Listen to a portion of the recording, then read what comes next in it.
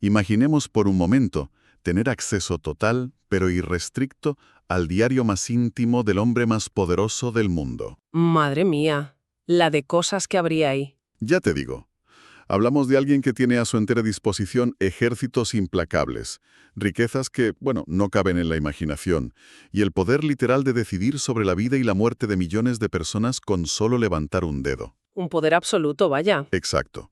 Así que uno abre la primera página de ese documento esperando encontrar intrigas de palacio, ¿verdad? O secretos de Estado, justificaciones de guerras despiadadas, o qué sé yo, reflexiones grandilocuentes sobre su propio estatus casi divino. Que sería lo lógico, viendo el panorama político de la época. Pues sí, pero al empezar a leer, el tono es diametralmente opuesto, es alucinante. Lo primero que este líder escribe es un profundo agradecimiento a su madre por haberle enseñado a comer con sencillez. Gracias a su abuelo por enseñarle a no enfadarse. Así de simple. Es un contraste brutal con la imagen que tenemos de los emperadores, desde luego. Totalmente. Ok, vamos a desgranar esto. Hoy nos embarcamos en un análisis a fondo de un texto verdaderamente asombroso. El libro primero de las famosas Meditaciones de Marco Aurelio, el emperador romano. Una obra maestra indiscutible. Sin duda. Pero nuestra misión hoy no es repasar teoría filosófica aburrida, ni memorizar fechas históricas, ¿eh? Lo que queremos es extraer las pepitas de oro de sabiduría práctica. Eso es, ir al grano. Queremos entender cómo se forja realmente la mente de un líder, y no en los grandes salones del Senado de Roma, sino a través de las influencias más cotidianas, a través de las personas que le criaron. Y me parece, sinceramente, el enfoque más riguroso que podemos darle a este documento. Porque, y esto es vital, es fundamental entender el contexto material de lo que estamos leyendo hoy. Claro, el dónde y el por qué se escribió. Exactamente. Esto no es un libro concebido para ser publicado. Vaya por delante que aquí no hay ningún afán de adoctrinar a ningún lector futuro. Es una conversación puramente privada, escrita además a menudo en tiendas de campaña militares, de noche, en la frontera del imperio. Con frío, seguramente, y después de un día de batallas. Imagínate el panorama. Se trata, en esencia, de un ejercicio de gratitud aplicada y de anclaje psicológico. Lo que el texto nos ofrece es el puente exacto entre la filosofía teórica y la acción real en el mundo. Aterrizar las ideas, vaya. Eso es, el emperador no se pone a teorizar sobre qué es la virtud utilizando silogismos académicos raros. Lo que hace es un inventario, como afirmando, pues mira, así es como vi la paciencia, la justicia y la templanza encarnadas, pero de verdad, en las personas que me rodearon desde niño. Es como si estuviera afilando sus propias herramientas mentales simplemente recordando quién se las entregó. Y, bueno, la estructura narrativa que utiliza tiene una lógica aplastante, la verdad, porque empieza exactamente por los cimientos, o sea, la familia y la infancia. El principio de todo, claro. Antes de que Marco Aurelio tuviera que enfrentarse a las tribus germánicas o a las conjuras políticas, tuvo que aprender a gobernarse a sí mismo en su propia casa. Exactamente. Y la premisa estoica aquí es que todo gran liderazgo exterior exige, pero innegociablemente, un dominio interior previo. Lógico. Claro. Si no gobiernas tu propia mente, acabas siendo esclavo de tus pasiones. Y, a ver, un emperador esclavo de sus pasiones es, por definición, un tirano. Y la historia de Roma está llena de esos, por desgracia. Llena. Las fuentes nos detallan que este autodominio empezó con lecciones muy concretas. De su abuelo Vero, por ejemplo, destaca que asimiló las costumbres honestas y sobre todo la capacidad de no perder los estribos, de no enfadarse. Que parece algo menor, pero no lo es. Para nada. En la antigua Roma, que un emperador no supiera controlar su ira no era un simple defecto de carácter, era un peligro letal. Porque un berrinche en palacio podía traducirse en ejecuciones sumarias ese mismo día. Qué miedo, la verdad.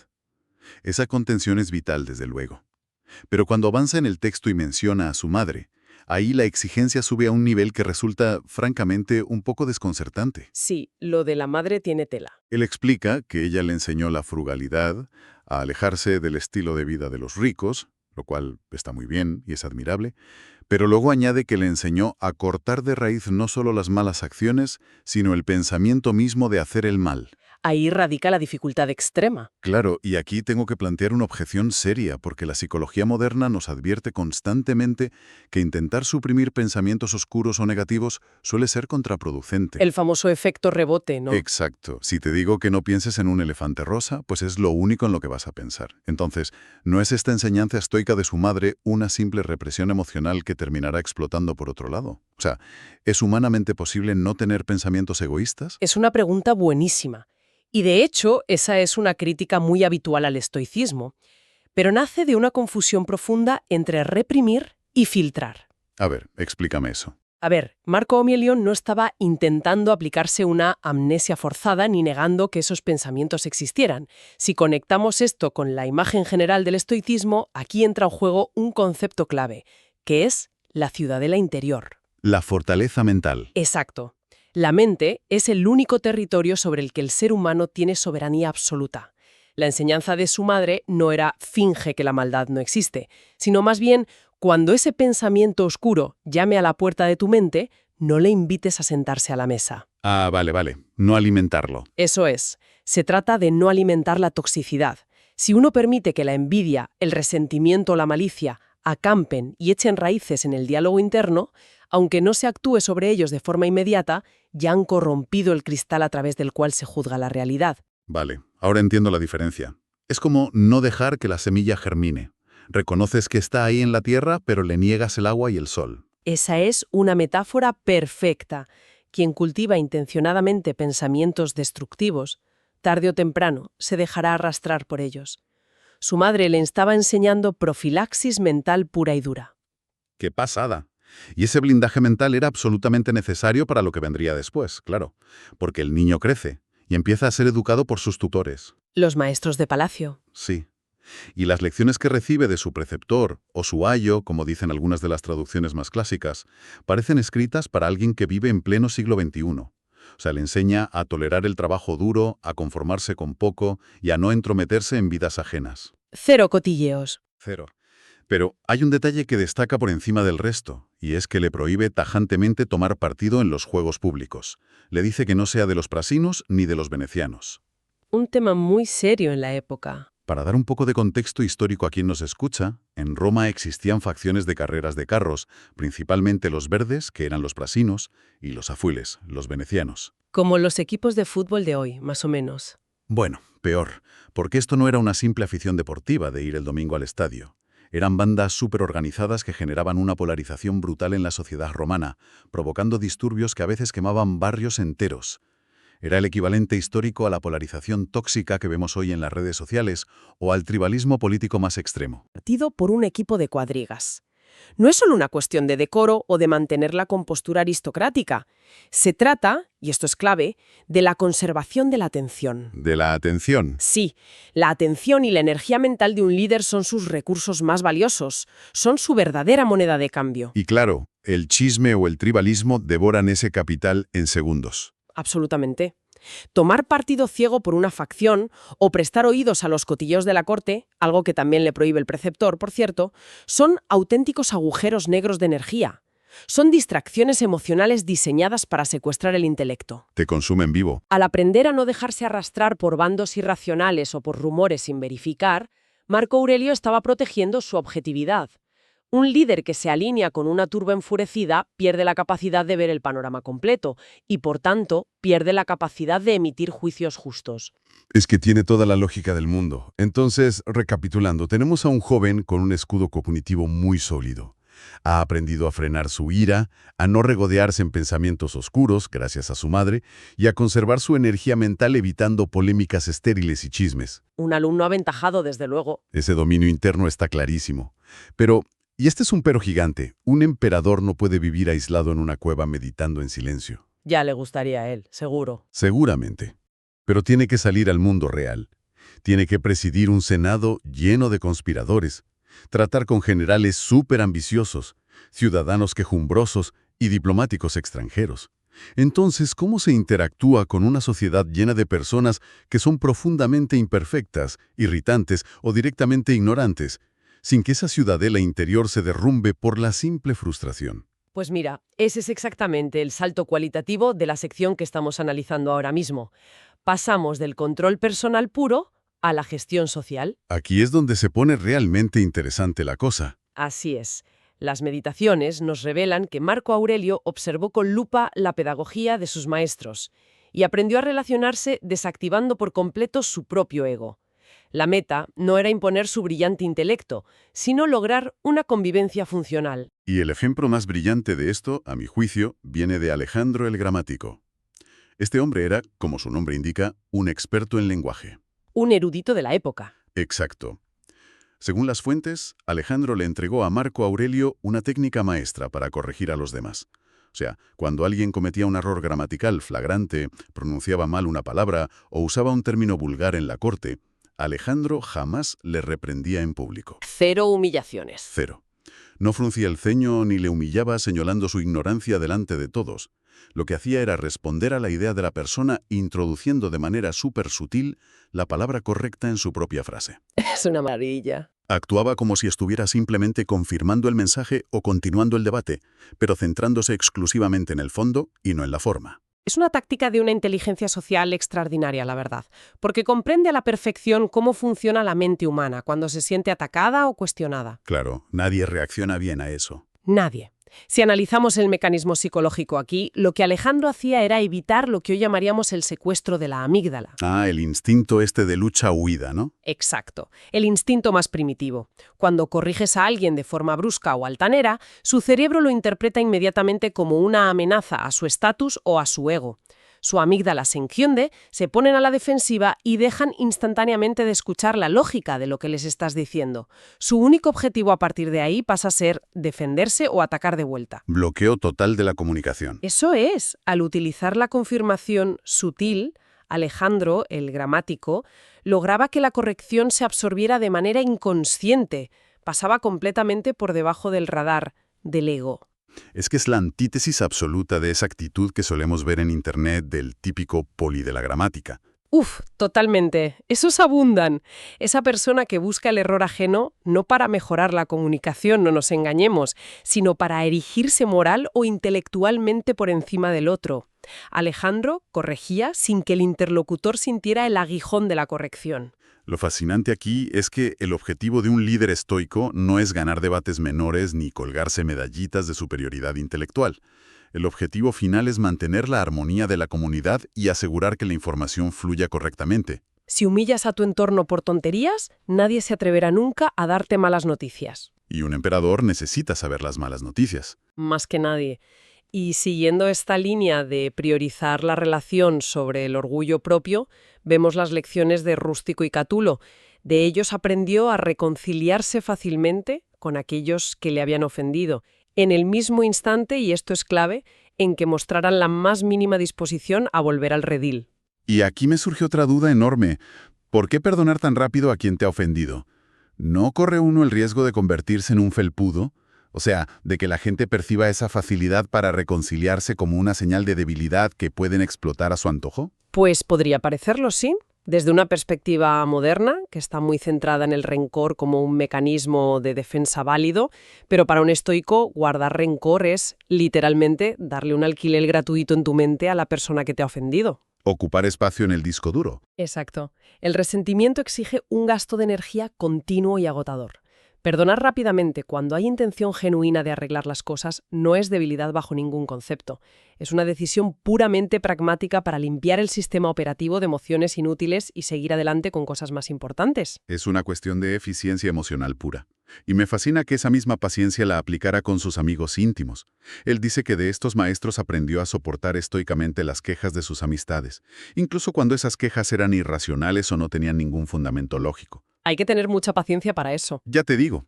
Y sumado a esto destaca también a Sexto, de quien aprendió a tolerar las groserías de los ignorantes y los atolondrados.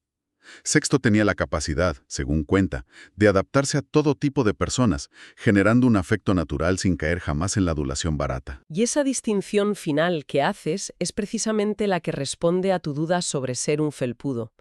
Tolerar la ignorancia no significa aplaudirla ni validarla. Adaptarse al temperamento del otro no implica adularle de forma servil. Claro, no es darle la razón como a los tontos. Para nada. Sexto mantenía una dignidad inquebrantable pero sin una gota de arrogancia. Es un modelo de empatía puramente operativa, es decir, entender cómo funciona la otra persona para poder gestionar esa relación de la forma más constructiva posible, sin que su ignorancia o sus malas formas perturben tu propia tranquilidad interior. Magistral, la verdad. Bueno, hemos repasado cómo forja su mente, cómo aprende a navegar la complejidad social, pero la vida, y más la de un líder en la antigüedad, no se limita a corregir errores gramaticales con tacto o a ignorar cotilleos de Palagio. Ojalá, pero no. La verdadera prueba de fuego llega con las crisis existenciales. Marco Aurelio tuvo que enfrentarse a tragedias personales verdaderamente devastadoras y, simultáneamente, sostener el peso de un imperio gigantesco que estaba asediado por plagas y guerras. Una presión inimaginable para cualquiera. Así que la pregunta es cómo se mantienen todas estas lecciones bonitas cuando la vida te golpea con la peor de las tragedias, o por el contrario, cuando te otorga el poder absoluto para hacer literalmente lo que te dé la gana. Entonces, ¿qué significa todo esto en la práctica extrema? Pues es ahí donde los modelos de resiliencia que documentan este primer libro cobran un peso monumental, y destaca de manera muy especial a un filósofo llamado Apolonio. ¿Ah, sí? De él, Marco Aurelio asegura haber aprendido a mantener el mismo semblante, inalterable, frente a dolores físicos agudos, frente a enfermedades crónicas larguísimas y, lo que resulta más sobrecogedor de todo, ante la pérdida de los hijos. Detengámonos ahí, porque esto choca frontalmente con nuestra sensibilidad moderna. Mantener el mismo semblante ante la muerte de un hijo suena aterradoramente robótico. Suena muy duro, sí. Es como si la cumbre de esta filosofía fuera ponerse una máscara de piedra y extirparse cualquier rasgo de humanidad. ¿En qué se diferencia esta actitud estoica de una insensibilidad patológica frente al dolor extremo? Entiendo perfectamente la reacción, porque esa es quizá la confusión más extendida sobre el estoicismo hoy en día. El mito del sabio indiferente o de la anestesia emocional completa. El que no siente ni padece. Exacto. Pero si revisamos el texto en su totalidad, comprobamos que no hay rastro de esa frialdad de piedra. De hecho, unas líneas antes de ese pasaje, el propio Marco Aurelio alaba el amor de padre con el que Sexto gobernaba a su familia. Y recuerda cómo Catulo le enseñó que es la propia naturaleza la que exige un afecto genuino y profundo hacia los hijos. Vale, o sea, el dolor estaba ahí. La pérdida la sentían con toda su crudeza y lloraban. Completamente. El dolor los destrozaba por dentro como a cualquier otro ser humano normal. La clave de la lección de Apolonio no radica en la ausencia del sentimiento, sino en la negativa rotunda a que ese sufrimiento aniquile el propósito de la persona. Ah, vale. No dejar que te hunda el barco. Eso es. El dolor no debe destruir tu capacidad de seguir guiándote por la razón, ni de cumplir con tus deberes ineludibles. El mismo semblante del que habla significa que la tragedia no te va a transformar en un monstruo resentido contra el mundo, ni en un individuo desesperado incapaz de gobernar. Es la resiliencia llevada a su máxima expresión. El alma está de luto profundo, el dolor es inmenso e insoportable, pero el imperio y la familia aún necesitan a alguien al timón, y uno simplemente no abandona el puesto. Es separar la emoción paralizante de la obligación moral de seguir adelante. Entendido. Ahora, si la tragedia es una fuerza destructiva que viene del exterior, el poder absoluto es una fuerza corrosiva que viene del interior. Un veneno mucho más silencioso. Total. Y sobre esto, las fuentes nos muestran reflexiones fascinantes. Él menciona a Frontón y a su hermano Severo. Ellos le abrieron los ojos sobre la hipocresía, la envidia oculta y la astucia manipuladora que conforman el ecosistema natural de cualquier tiranía. Los aduladores profesionales. Eso es. Severo, de hecho, le inculcó un concepto asombrosamente adelantado para la época. O sea, el ideal de un gobierno republicano basado en la equidad, donde rige un mismo derecho para todos, y cuya máxima prioridad es proteger la libertad de los gobernados y no cumplir el capricho del gobernante. Lo cual revela que Marco Aurelio tenía un diagnóstico clínico clarísimo de los síntomas de la tiranía. Comprendía mejor que nadie que el poder absoluto es un veneno letal para el carácter humano. Pero la vacuna contra ese veneno no la encontró en teorías abstractas, sino en el ejemplo vivo de su padre adoptivo, el emperador Antonino Pío. A quien le dedica un espacio enorme. Sí, la parte más extensa y detallada de este libro es para él, es el pináculo de su aprendizaje. La disección que hace del carácter de Antonino es minuciosa.